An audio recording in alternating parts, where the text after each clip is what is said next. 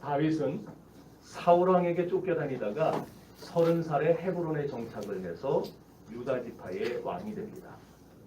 거기서 6명의 아들을 낳는데 아히노암에게서 암논을 낳고 갈멜 여자 아비가일에게서 길르압을 낳고 그수랑 갈매의 딸 마아가에게서 압살롬을 낳고 또 핫깃에게서 아도니아를 낳고 아비달에게서 스바냐, 에글라에게서 이드르아미아라는 6명의 아들을 낳게 됩니다.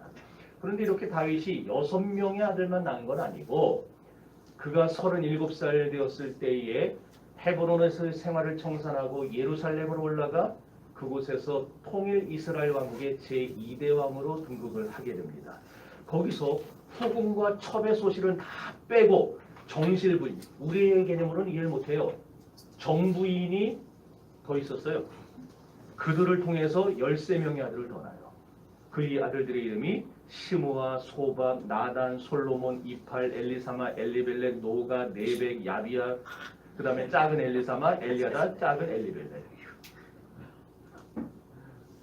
목사님, 우리 모른다고 저기 하는 거 아닌가? 이거 역대 하 3장인가요? 거기 나오는 이름들이 있거든요. 문제는 이 모든 아들들이 정실부인만 이 정도였으니까 후궁하고 첫 소실들 하면은 아들들이 몇 명이 없겠어요. 근데 이 모든 아들들이 다 효도 잘하고 믿음이 좋고 교회 잘 다니고 이러면 얼마나 좋았겠어요. 근데 그러지를 않아요.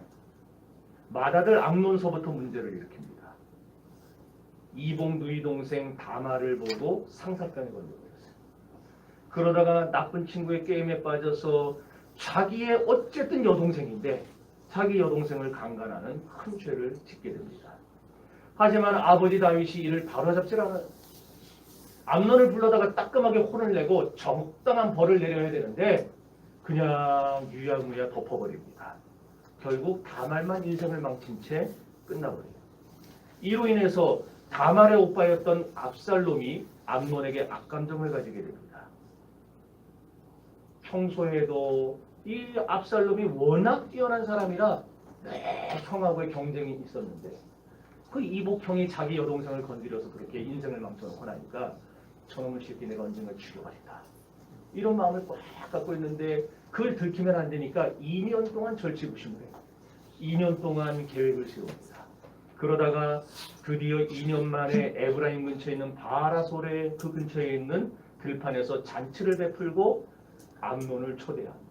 암논의 주변 사람들이 말립니다. 이상합니다. 가지 마세요. 가지 마세요. 압살롬이 뭔가 지난번 일로 뭔가 계획을 세웠을 겁니다. 근데 이 어리석은 암논이 아유 벌써 2년이나 지났다. 압살롬 얼굴 보라고 아무 걱정 안 해도 된다. 이러면서 잔치에 참여했다가 압살롬에게 암살을 당하고 죽습니다.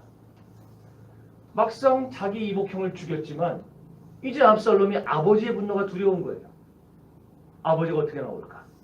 그래서 저 갈릴리 동쪽에 있는 자기 외할아버지가 다스리던 그술 나라로 도망을 가게 됩니다. 저 갈릴리 옆에 그술이라는 곳에 저기까지 도망을 가요. 거기서 몇 년을 보내는데 이렇게 자식들끼리 서로 죽이고 천인공노의 살인자가 되어 도망을 다녔지만 다윗의 마음 한켠이 시간이 지나면서 허전한 거예요. 아려와요.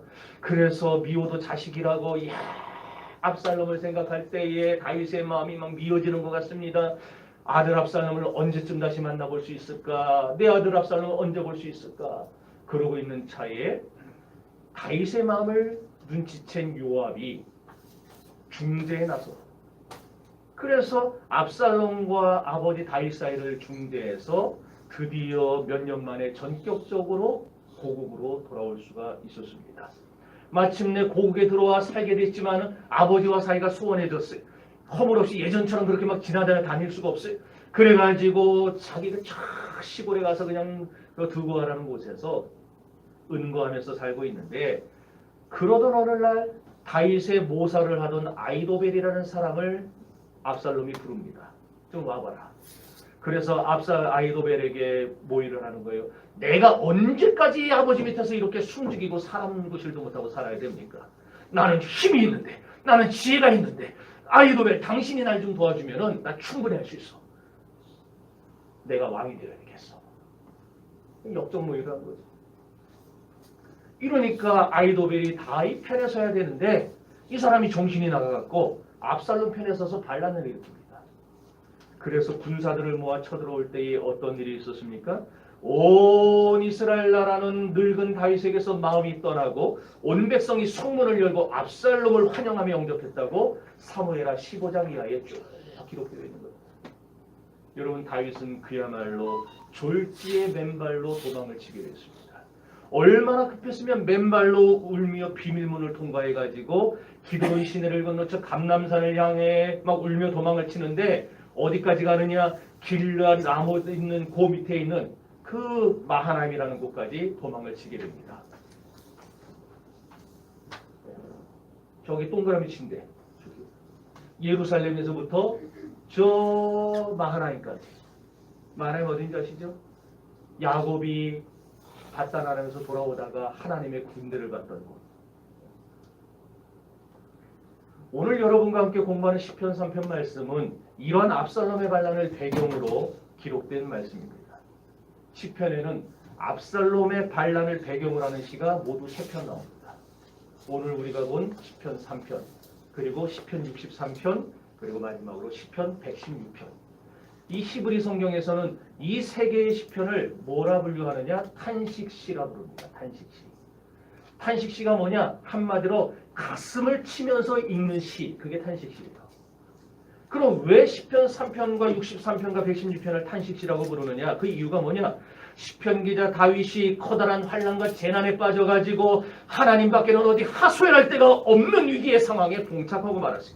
그때 다윗이 인간의 모든 수단과 방법을 접고 하나님 앞에 자기의 가슴을 치면서 하나님 나를 불쌍히 여겨달라고, 나를 도와달라고 울면서 부르짖어 기도한 내용이 시편 3편과 63편과 116편이기 때문에 그래서 이 세 개의 시편을 탄식시라고 부르는 거예요. 특별히 시편 3편은 아침의 찬송이라고 부릅니다. 또 그 다음에 이어서 나오는 시편 4편은 저녁의 찬송이라고 불러요. 그럼 왜 아침의 찬송이라고 했느냐? 아주 간단해요. 5절 보세요. 5절. 시작. 내가 누웠으니 여호와께서 나를 주시리라. 자, 거기 뭐라고 그랬어요? 내가 누워 자고 깨었으니. 누워서 자고 깬 때가 언제예요? 아침이죠. 그래서 아침의 시라고 부르는 거예요. 아침의 찬송. 그 다음에 4편은 왜 저녁의 찬송이라고 부르느냐? 4편을 가보면은 뭐라고 했냐면은 네. 8절. 자, 읽어보세요. 시작. 내가 평안히 적고 자기로 아리도에 나를 알려 알게 하시는 여호와시니라. 자, 5절. 아니 4절이죠. 4절. 시작. 너희는 범죄하지 말지어다. 자리에 누워 의심치 말고 잠잠할지어다. 정확한 정보를 줘야지. 엉뚱한 정보를 주면 이렇게. 자, 4절. 보세요. 자리에 누워 심중에 말하고 잠잠하죠. 자리에 누운 때가 언제예요? 저녁이죠. 그래서 저녁에 하나님을 찬송했다고 저녁의 찬송이라고 부르는 거예요. 자, 그런데 오늘 우리가 본 시편 3편에는 여러분도 느꼈겠지만 셀라라는 말이 자주 나옵니다. 이 셀라, 시편에 보면은 여기만이 아니라 쭉 잘 나가다가 중간중간 셀라 이렇게 하는 게 나와요. 그럼 셀라의 뜻이 뭐냐? 여러 가지로 해석이 되는데 크게 두 가지입니다. 첫째는 쉰다, 중단한다. 그러니까 휴식을 얘기하는 거고, 두 번째는 높여서 불러라. 그러니까 찬양을 하다 보면 클라이막스가 나오는 것 같이 이 부분을 강조해라, 높여서 불러라, 소리내 불러라. 그런 뜻이 있다는 거예요. 요 크게 요 두 가지로 나와요. 자, 오늘 시편 3편에 보면 셀라가 3번 나오면서 앞소절과 뒷소절의 중간에 껴서 쉼표 역할을 합니다. 그러니까 첫 번째 역할을 하고 있어요. 여러분, 오늘 본문은 큰 위기에 직면한 순간에 하나님 앞에 부르짖어 기도하면 하나님의 응답이 있다는 사실을 3000년 전의 역사를 통해서 우리에게 잘 가르쳐주고 있는 거예요. 압살롬이 예루살렘을 급습할 때 신발도 못 신었어요. 허겁지겁 도망쳐 나왔던 다윗이었어요. 감람산을 넘어서 광야로 도망쳤지만 아직 요단강을 못 건넌 상태입니다. 요단강을 건너야 그나마 좀 살아날 가망이 있는데 아직 요단강을 못 건넜다는 것은 압살롬에게 언제든지 잡혀 죽을 수 있다는 얘기예요. 그래서 다윗이 전전긍긍하면서 막 있는데 압살롬의 군대가 맹렬하게 추격한다는 소문이 들려옵니다. 여기서 우리가 이 죽느냐 사느냐는 절박한 순간에 다윗이 하나님께 부르짖었더니 하나님이 응답하셨다는 사실을 가지고 오늘 찬송으로 만들어 부른 것이 시편 3편이에요. 여기서 우리가 깨달을 수 있는 게 뭐냐? 위기 때 우리를 구원할 유일한 길이 뭐냐? 그건 바로 기도다라는 거예요. 여러분, 성도는 가장 화급할 때에 낙심할 것이 아니고 뭘 해야 합니까? 기도해야 돼요. 신자와 불신자의 차이는 다른 게 아니에요. 그건 바로 기도의 차이입니다. 불신자는 위기를 만나면 걱정부터 해요. 위기를 만나면 어려움에 직면한 낙심부터 합니다. 먼저 세상의 수단과 방법도 찾아봐요. 그러고 하다 안 되면 낙심하고 절망하고 포기해버려요. 그러나 하나님을 믿는 신앙의 사람은 어떤가? 예전에, 요즘은 그런 거 뭐 고속도로 문구도 계속 바뀌니까, 예전에 고속도로 달리다가 그런 그 현수막 문구를 봤어요. 살고 죽는 것은 안전띠에 달려 있습니다. 보신 분 있나요? 그거 같은 거? 맞는 말이에요. 안전띠만 매도 44% 이상 살아남습니다. 큰 사고가. 마찬가지로 하나님을 믿는 신자도요, 신앙의 안전띠를 메고 살아요. 그 우리 신앙의 안전띠가 뭐냐? 살고 죽는 위기에 처했을 때 하나님 앞에 엎드려 기도하는 거예요. 그러면 오늘 시편 3편을 통해서 우리가 무엇을 깨달아야 하느냐 하면, 내 삶이 위기에 처했을 때, 내 삶이 생사의 갈림길에 놓였을 때, 내가 질병으로 죽음을 눈앞에 보고 있을 때 우리가 무엇을 어떻게 해야 하는가? 위기를 돌파해 나갈 방법이 과연 나에게 있는가? 성경 기자는 말합니다. 있다. 그것이 바로 기도다. 이것을 다윗의 생애를 통해서 우리에게 가르쳐주고 있고, 우리는 그걸 시편 3편을 통해서 봐야 한다는 말입니다. 여러분, 위기와 고통과 환난, 역경 소리 없이 다가옵니다. 그래서 무서운 거예요. 암이 무서운 이유가 뭡니까? 언제 진전됐는지 모르다가 몸이 좀 안 좋네, 병원 가서 검사해보면 벌써 3기니 4기니 말기니, 이러니까 무서운 거예요. 나도 모르는 사이에 내 속에서 암세포는 자라고 있어요. 요나서 4장을 보면요, 요나가 그 니느웨 성을 향해서 그냥 너희들 이제 40일이 지나면 망한다, 그리고 선포를 하고 누워있는데 마침 박농쿨이 막 자라게 하신 거예요. 하나님이 박농쿨이 그늘이 돼주니까 그 뜨거운 그 사막의 그 태양을 면하고 얼마나 좋습니까? 그런데 요나가 잠든 사이에 하나님이 벌레를 시켜서 박농쿨을 다 갉아먹었고 낮이 됐어요. 그 태양을 그대로 다 받으니까 요나가 막 비몽사몽 그냥 그 상태가 돼가지고 뭐라고 해요? 하나님 앞에 차라리 죽는 게 낫다고, 차라리 죽여달라고, 그렇게 하나님 앞에 막 하소연을 합니다. 위기의 벌레가 내 축복의 박농쿨을 갉아먹고 있다는 걸 깨닫는 순간이 되면 이미 늦어버려요. 요나는 갉아먹고 있을 때 모르고 잤어. 눈 뜨고 나 보니까 이미 다 자기를 보호해주던 박농쿨은 다 사라진 거예요. 오늘 우리의 인생의 위기는 그런 식으로 옵니다. 문제없는 것 같은데, 괜찮은 것 같은데, 아무렇지 않은 것 같은데 벌써부터 내 속에서 위기가 조금씩 진행되다가 어느 날 팍 하고 터져나오는 거예요. 여러분, 다윗이 나이 들어서 예루살렘에서 잠자고 싶으면 잠자고 먹고 싶으면 먹고 그렇게 살고 있었던 것 같았는데, 실제 내막을 들여다보니까 어땠습니까? 반란을 도모하던 압살롬이 이름처럼 압살 맞을 짓을 하고 돌아다니는데도 다윗은 그걸 눈치도 못 챘어요. 환난과 시련과 역경을 이렇게 내가 알지 못하는 사이에 불티가 슬슬 번져나가는 것 같이 우리 인생에 침투한다는 사실을 아시기를 바랍니다. 여러분, 요즘에 나오는 이불들 얼마나 좋습니까?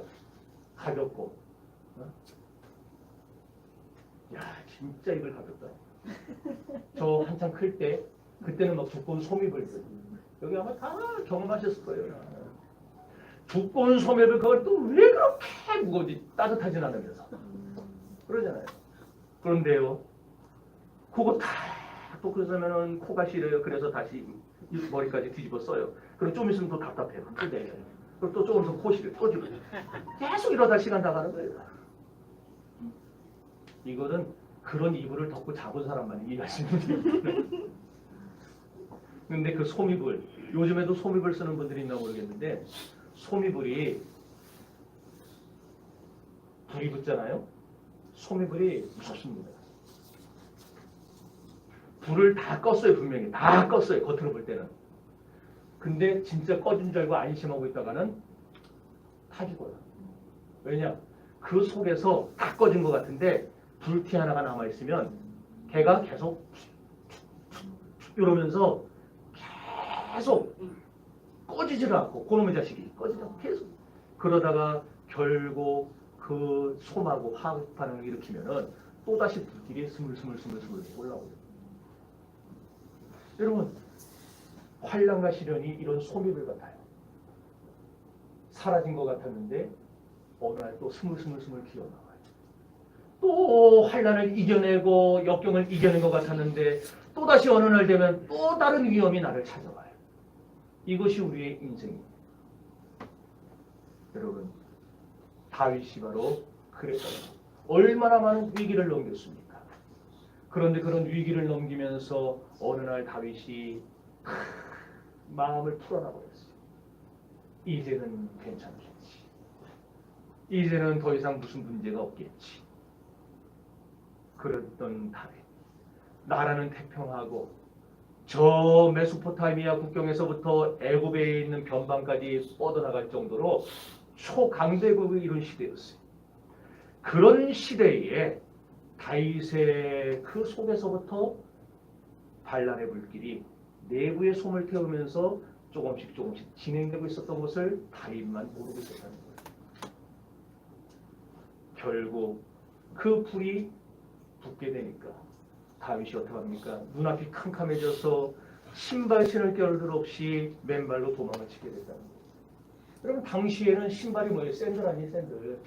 그런 사막 지역에 샌들 금방 신잖아요. 뛰어나가면서 그냥 탁 하면 신는 거 아니에요? 근데 그것도 못 신을 정도로 맨발로 뛰었다는 건 얼마나 지금 위급한 순간이냐는 거죠. 이러한 역사적인 위기 앞에서 기록되어진 시편 3편은 세 부분으로 나눠집니다. 먼저 1절과 2절에서는 다윗이 처한 절박한 상황을 소개해주고 다음으로 3절과 4절 말씀은 하나님을 믿는 다윗의 신뢰와 확신을 보여줍니다. 그리고 5절에서부터 8절 말씀까지는 그 하나님께 믿음의 확신을 가지고 기도함으로써 응답을 받았다는 상황을 쭉 기록하고 있는 것을 볼 수가 있습니다. 여러분 시편 3편은요 한마디로 위기에 봉착했을 때에 그 위기를 극복해서 다시 행복의 자리로 돌아올 수 있게 해주는 길이 뭐냐 그걸 소개해주고 있다는 것입니다. 그 길이 뭐라고요? 그것이 바로 우리의 기도입니다. 그래서 다윗이 죽은 다음에 다윗 후대 왕들은 왕위에 등극할 때는 시편 몇 편을 읽었다 그랬어요?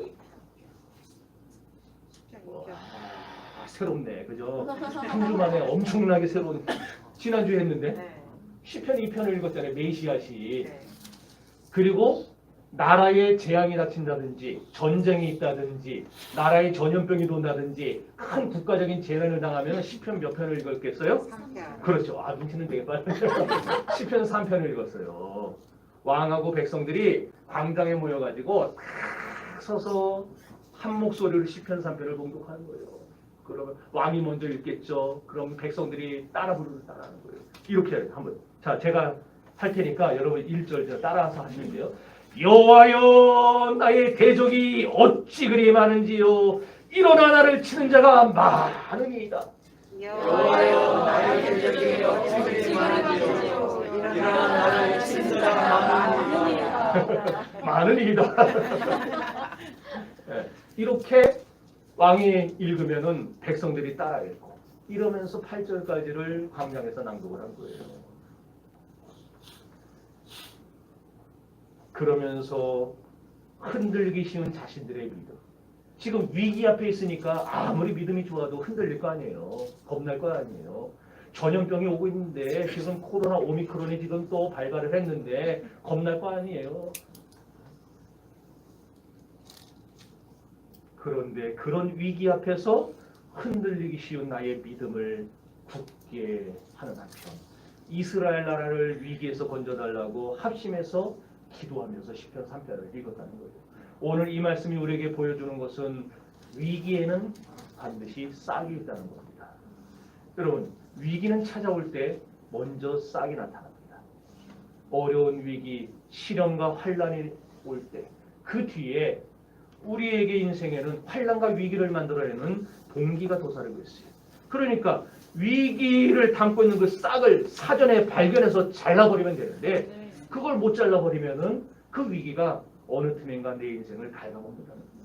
사랑하는 성도 여러분, 이 세상에 우연히 오는 어려움은 하나도 없습니다. 우리를 찾아오는 어려움과 위기와 곤경과 사고와 질병 같은 모든 고통에는 반드시 그런 위기가 찾아올 수밖에 없는 동기를 내포하고 있는 거예요. 그걸 가르쳐주는 게 오늘 본문 1절과 2절의 말씀입니다. 이 시점에서 여러분들 졸지 말라고 1절과 2절을 한번 다 같이 읽어보겠습니다. 1절, 2절 시작.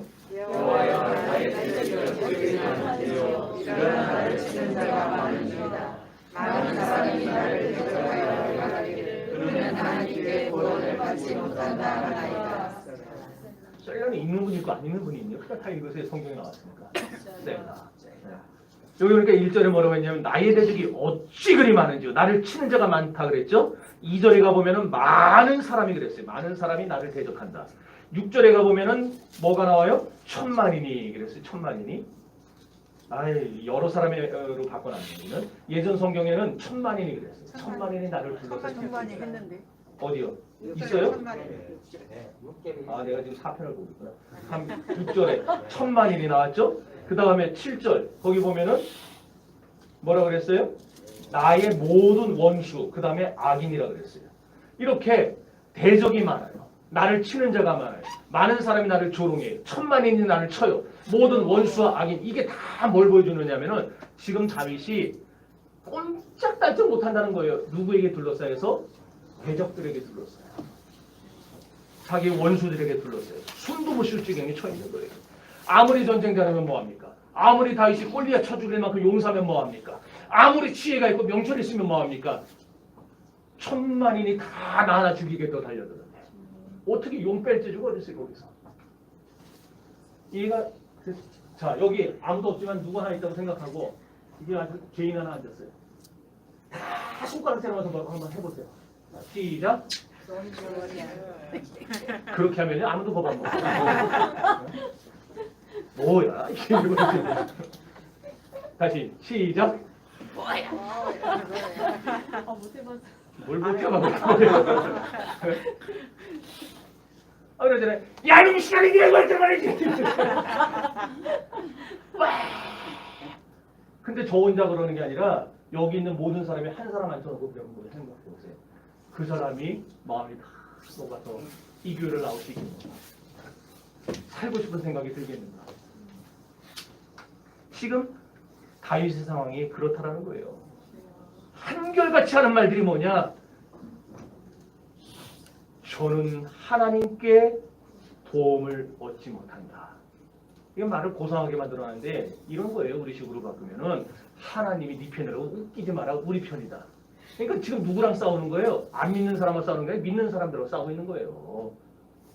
분명히 저 사람도 교회 다니는 사람, 나도 교회 다니는 사람, 저 사람도 교회, 나도 교회. 이건데 싸움이 붙었는데 저쪽에서 하는 말이 하나님은 네 편이 아니라 내 편이다. 이러는데 나를 지지해주는 사람이 있으면 그나마 괜찮을 텐데 없어요. 아무도 없어. 다 저쪽끼리 편먹었어요. 그래서 나는 그냥 모두가 다 잘못됐다고 하는데 내가 정말 잘못한 건가? 내가 죽어 없어지면 끝나는 건가? 이런 생각이 들어요. 이럴 때에 얼마나 놀랍습니까? 여러분 사무엘상 17장에서부터 다윗이 나타나기 시작하잖아요. 다윗이 골리앗을 17장에서 죽이고 그때부터 이스라엘 백성들의 우두머리가 돼가지고 전쟁에 출입하게 되는데 그때부터 해서 사무엘 하까지 쭉 가보면은요 온 이스라엘 백성들이 다윗을 사랑하고 존경하고 다윗을 섬겼다 그랬어요. 거기 보면 온 이스라엘 모두가 다 우리 교회로 치면 여러분이 다 저를 사랑하고 아끼고 존경하고 안 그러나 보네. 크게 됐어요. 그랬는데 그랬던 다윗을 어느 날 갑자기 죄다 압살롬 편에 붙어버린 거예요. 그래가지고 압살롬 편이 돼서 다윗을 적대해요. 하나님이 너를 버렸다. 너는 이제 끝났다. 너는 그래도 싸다 이 나쁜 놈아 이러면서 다윗을 욕하고 있다라는 거예요. 여러분 왕이라는 건 백성이 있어야 왕이지. 백성 없이 무슨 왕이겠어요?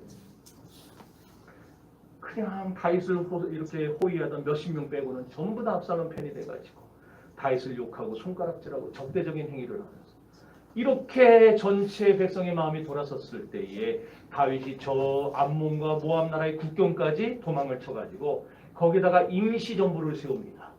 텐트를 쳐놓고 사태의 주의를 지켜보는 거예요.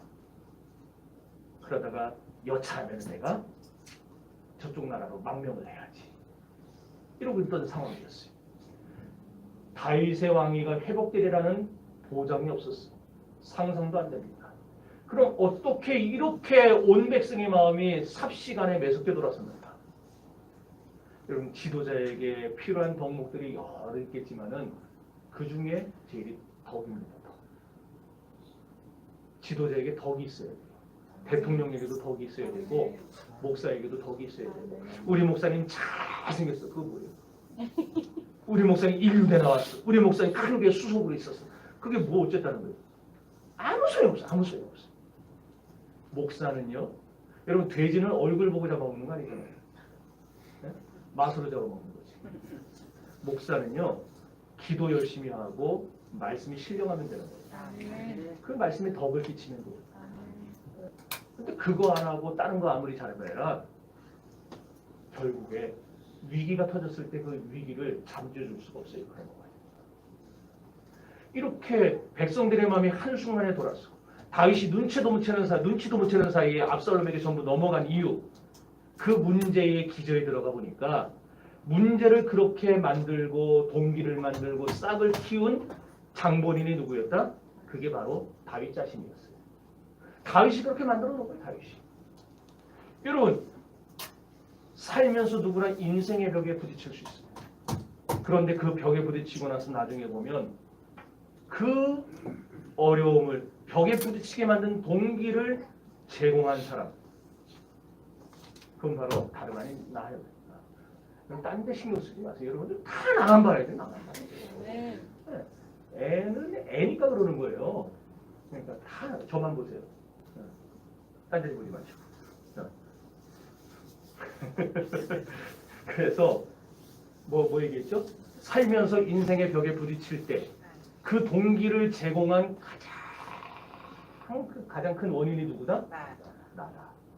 그래서 요거를 말씀을 드려야 되는데 공동회가 있어서 더 이상 나갈 수 없어요. 그래서 다음 주에 이제 그 다음을 이어서 쭉 할 겁니다. 기대하시라. 정리합시다. 시편 3편, 시편 63편, 시편 116편 이게 다 무슨 시다? 탄식시다. 예, 잘 배우셨네요. 탄식시다. 커다란 환난에 직면해가지고 하나님밖에는 하소연할 곳이 없는 그런 상황에 봉착한 때에 다윗이 인간의 모든 수단과 방법을 다 내려놓고 하나님 앞에 탄식하며 가슴을 치며 부르짖은 시, 그것이 탄식시다. 그것이 오늘 우리가 읽은 시편 3편이다 이 말입니다. 여러분 위기 중에 기도하면 반드시 하나님의 응답이 있습니다. 그러므로 우리는 위기 때 구원하는 유일한 길은 뭐다? 기도밖에 없다. 이것을 여러분 머릿속에 마음속에 꽉 세워놓고 가세요. 사고 날 때 안전지가 우리 생명을 지켜주듯이 평소의 기도가 우리의 인생의 안전지가 되어줍니다. 여러분 기도는요 터졌을 때 하는 기도도 있어요. 사후 기도. 그러나 예방 기도를 하면 훨씬 더 강력합니다. 그래서 여러분의 인생에 이런 그 불티가 들어오지 못하도록 인생의 환난과 역경의 어려움이 들어오지 못하도록 미리미리 하나님 앞에 예방하면서 기도하세요. 그러면 하나님이 그 불티가 더 이상 번지지 못하도록 자라나지 못하도록 주님이 막으실 거예요. 성도 여러분, 천만인이 다 다윗에게 달라붙었어. 다윗을 치려야 돼요. 얼마나 위험하겠어요. 얼마나 겁이 났겠습니까? 아무리 다윗이라도. 그럴 때에 다윗은 우리에게 분명한 사실을 보여준 거예요. 기도가 문제를 돌파해 나가는 힘이다. 기도가 위기를 극복해 나가는 힘이다. 우리 정신교회가 내년 한 해에 이 코로나의 위기는 여전합니다. 계속 될 거예요. 뭐 완전히 잡힐 날도 오겠지만은 그러나 어쨌든 당분간은 이 상황이 지속될 건데 여러분 이것만 지속됩니까? 이게 지속되면서 우리 교회에도 소상공인들이 있고 사업하는 분들이 있고 한데 얼마나 어려워요. 이런 상황에서 이 위기 부르짖는 기도를 통해서 하나님이 우리를 위기에서 건져내신다. 이 사실을 여러분 분명히 믿으시고 이 한 주간 주님과 동행하며 살아가는 여러분 되시기를 바랍니다. 기도합시다.